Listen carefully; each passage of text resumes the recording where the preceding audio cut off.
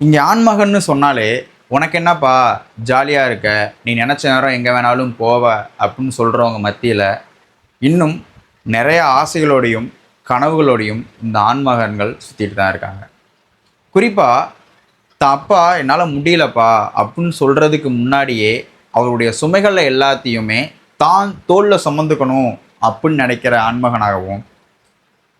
தான் அப்பா அம்மா வெறும் பேருந்தில் அரசு பேருந்தில் மட்டும்தான் பயணம் பண்ணியிருக்காங்க, அவங்கள விமானத்திலையும் பயணம் செய்ய வைக்கணும் அப்படின்னு நினைக்கிற ஆண்மகனாகவும், கால் நீட்டி படுத்தா செவுறு இடிக்கிற தூரத்தில் சின்ன ரூமில் படுத்துக்கிட்டு இருக்க தான் அம்மா அப்பாவை அவங்க ஆசைப்படி பெரிய வீடாக கட்டி அதில் அவங்கள வாழ வைக்கணும் அப்படின்னு நினைக்கிற ஆண்மகனாகவும், 5 வயசில் அண்ணன் தம்பி 10 வயசில் பங்காளி அப்படிங்கிற பழமொழியை மாற்றி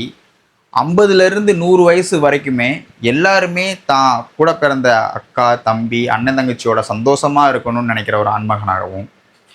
தன்னை நம்பி வந்த மனைவியை 4 பேர் குறை சொல்லாத அளவுக்கு அவங்களுக்கு வேணுங்கிறத தேவைகளை பண்ணி அவங்கள மகாராணி மாதிரி வச்சுக்கணும் அப்படின்னு நினைக்கிற ஆண்மகனாகவும், அழகிகளும் வேணாம் ஆபரணங்களும் வேணாம், தான் தோல்வியை கண்டு துவண்டு நிற்கும்போது தூர போகாமல் கூட இருந்து கட்டி அணைச்சி நம்ம முன்னுக்கு வருவோம்,